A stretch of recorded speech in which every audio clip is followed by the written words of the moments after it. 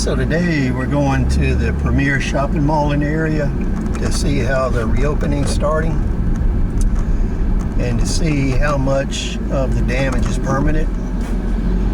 Now, we reopened over a week ago, and from what I've been hearing from people, nobody wants to go back to work because nobody wants to get minimum wage and take the danger of going out in public and dealing with people that could be sick. So we're going to drive around the mall a little bit and take a look. So this is South Point Mall. When we look at it, the movie theaters are allowed to reopen, but they haven't. So there's absolutely no one here at the movie theater. When we look at the shops, some of the shops have reopened. Some of them were at partial capacity. Now, depending on the type of business you are, you can be at 50, 75, or 100% capacity, depending on what business that is. But I would say this is lunchtime right now, and usually that was a prime shopping time in this area because it was wealthy individuals.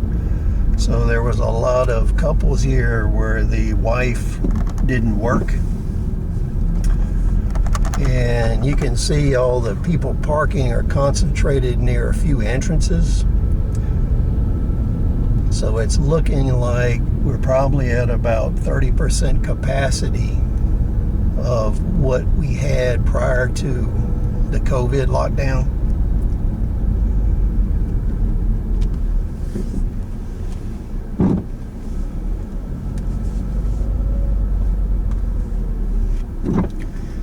This area here used to be so busy that you couldn't really drive through it in this crosswalk area. So this crosswalk divides the mall in half. And you can see there's really not that many people.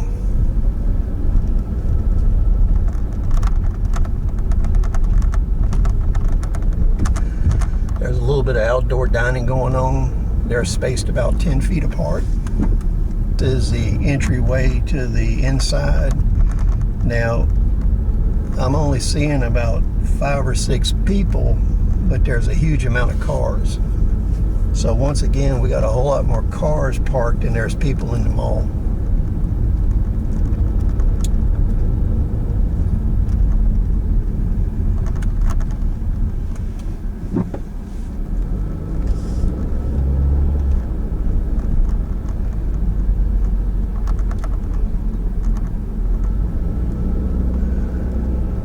Now we're going by the Sears store. This one's been closed for quite a while. It was one of the anchor tenants here. Now the closest Sears store to us is about 60 miles away. Sears used to be one of the big hubs for this area where young people would get credit and buy stuff. Huge amount of tools were sold there, home furnishings, clothing for young couples.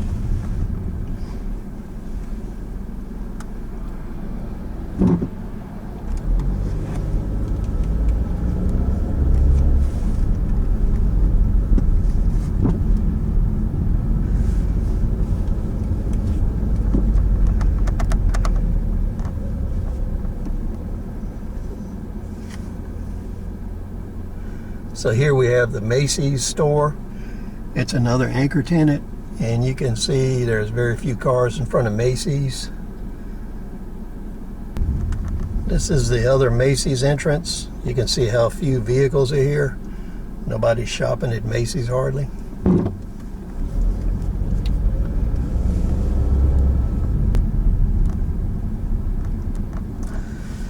So you can see this is the main entrance of the mall. Macy's is on the right, which I think is out of view, and then you have Nordstrom's and Belk's. So this is the main entrance, and I would say the majority of cars are parked here, but very few people walking in and out of the mall. This is lunchtime, it's prime time, and it seems like other malls that we've looked at, there's a lot more cars parked than there's people at the mall. So we don't know how many people are living in cars, how many people are parking here during the day, but not actually going in the mall. So in summary, we can say that we're probably at about 30% of the business we used to be at prior to COVID collapse. And People do not seem to be spending the money that they were spending previously. Unemployment in this area hasn't really changed.